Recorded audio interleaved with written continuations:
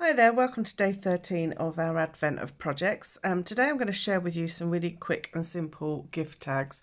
I know what I'm like. I've been crafting for months for Christmas and getting all my cards done and everything else done, and then I suddenly realised that I haven't made myself any gift tags. So these are just a really quick and simple tag today. So if you've got any kind of tree stamp, Christmas tree stamp, then this will work really well with that. I'm using the Peaceful Deer stamp set here. I'm just using this tree and the little greeting from here. So this is really quick and simple. That's what we're aiming at. So this is our little gift tag that we're going to make.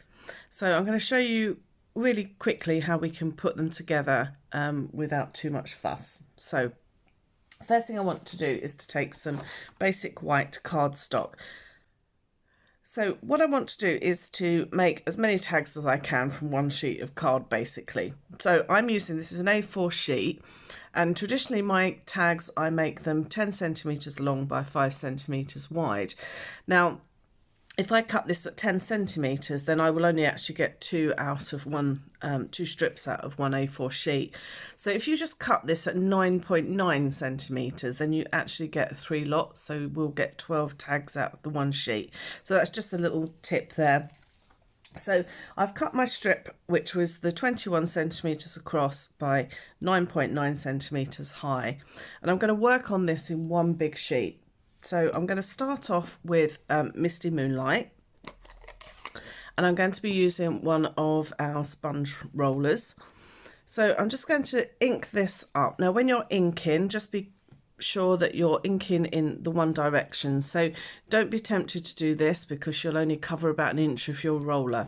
So you want to actually pick up the ink as much as you can by doing it all in one direction. Okay, and then I'm going to just work gradually onto my piece of card, and I'm going to work sort of probably to about 3/4 of the way down.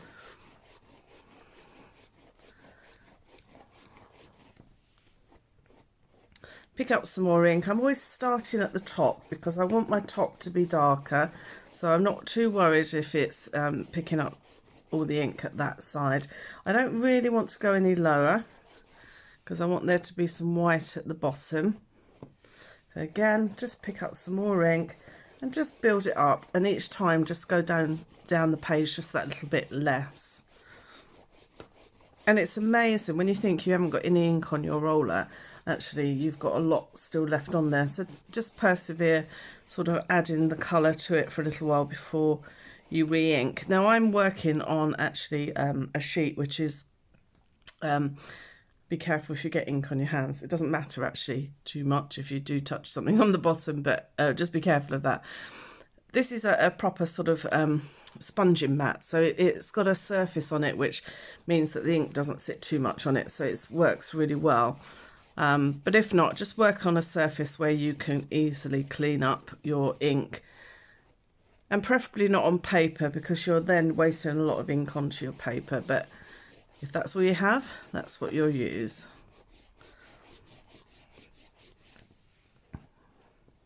So I'm just going to keep building. If you start getting any stripes in it, you don't get too many with these rollers actually, they're pretty good. But if you do find you're getting a little stripe, just do the ink in a few different angles and you'll find soon that it will start to disappear. But we're going to have lots of trees here, remember, as well, so don't worry too much.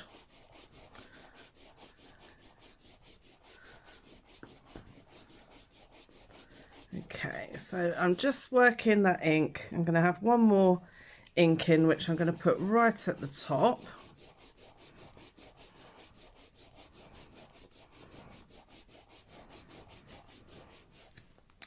Okay, so that's our first part.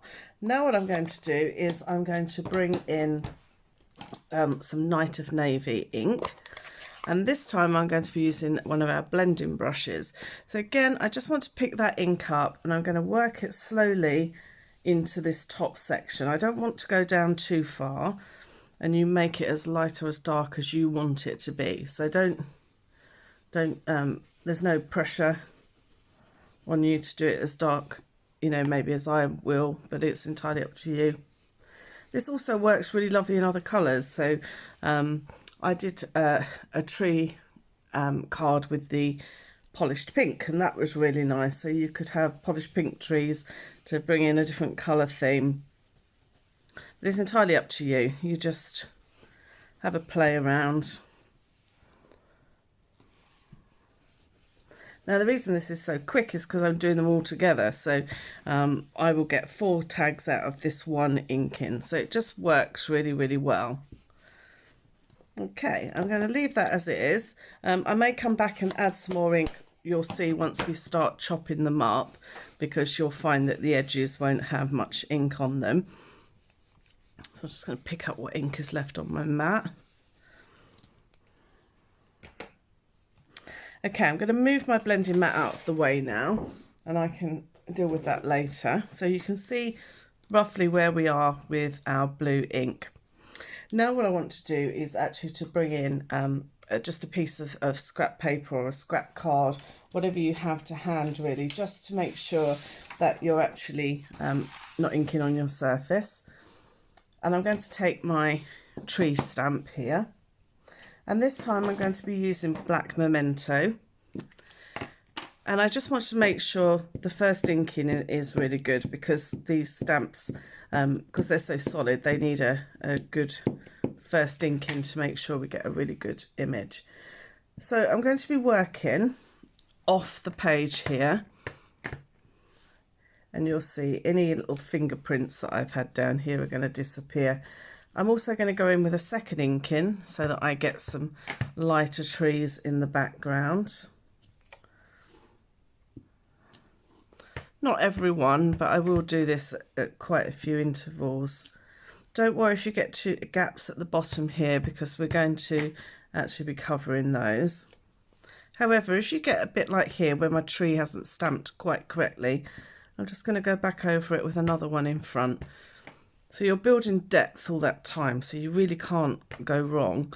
The only thing you can go wrong, is that if you've stamped off and you'll get a line on it. So if you make your next tree higher, you'll get that line. So as a rule of thumb, try and stamp one and you'll see I've got a line here. So always try and re-ink or go shorter.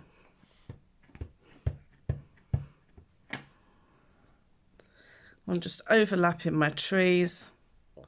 Some are going to be taller. As I say, don't worry if this happens, because we're going to be putting a strip across the bottom here. And sometimes I'm going to go back with my lighter one, just so I get a nice variation.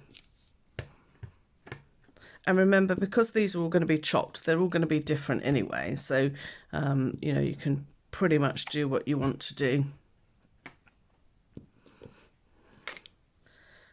Put a lighter one in here. You can always go back and do lighter ones as well if you want to. Just try and make your end ones go off the edge so that we get a nice sort of covering. I'm just going to go back in with a couple of second generation ones just to add a bit of interest. Okay, so that is our tree stamped. So the next thing I'm going to do is to put a strip of card along the bottom here. So if I bring my tag in, this is just to add a little bit of sparkle to it really. So I've literally got a piece of silver foil, I'll take a longer piece actually, which is 1 centimetre wide. So, but again, you can use whatever you wanted to. And if you're using different colours, you might want to use gold instead of silver. It's entirely up to you. And again, I'm just going to run some glue just down that edge. I know it's no more than 1 centimetre, so that's fine to do it that way. Just going to pop that on top.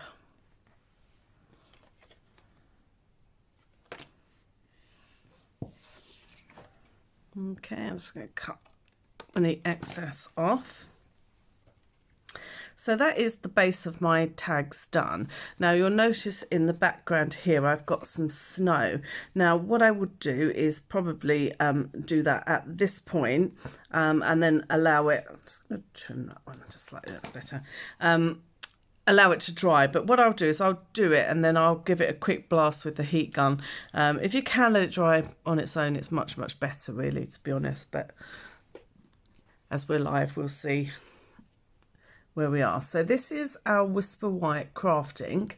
Now this is what we use to fill our Whisper White craft ink pad, but it's great product on its own. I use it an awful lot, especially this time of year for snow and stuff like that. Now it's quite gloopy, so I'm just going to squeeze just one little spot of water in it just to loosen it up a bit so that it's nice and runny. And then I'm just going to flick it onto my background.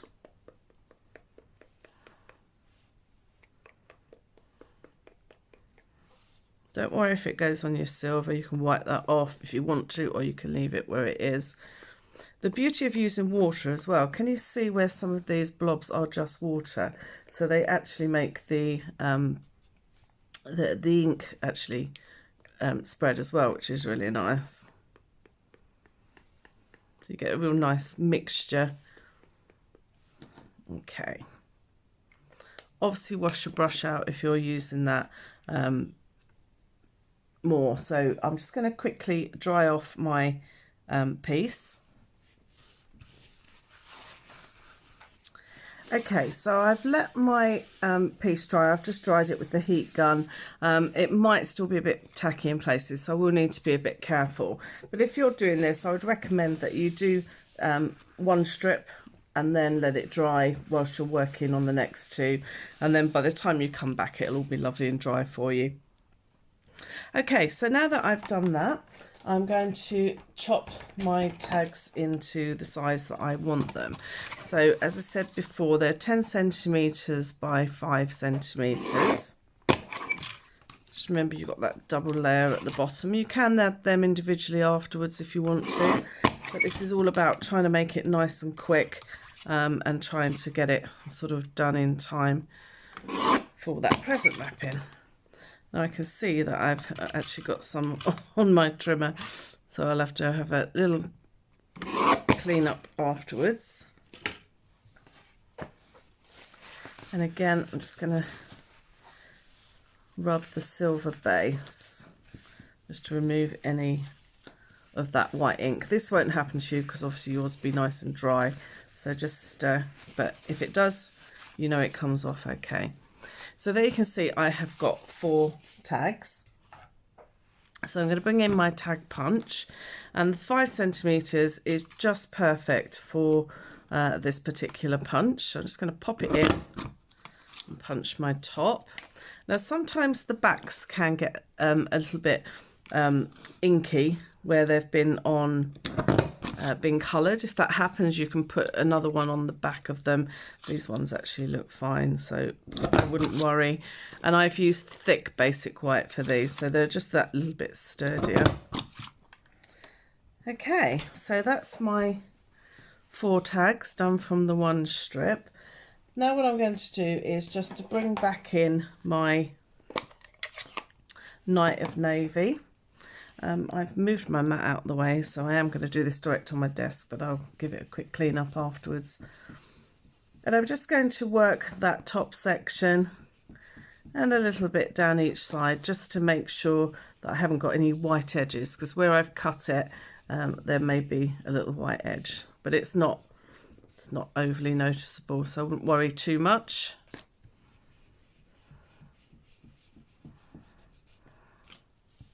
You see how those lovely dots have all sort of turned different colours, which is really lovely. Okay, so that's that part done.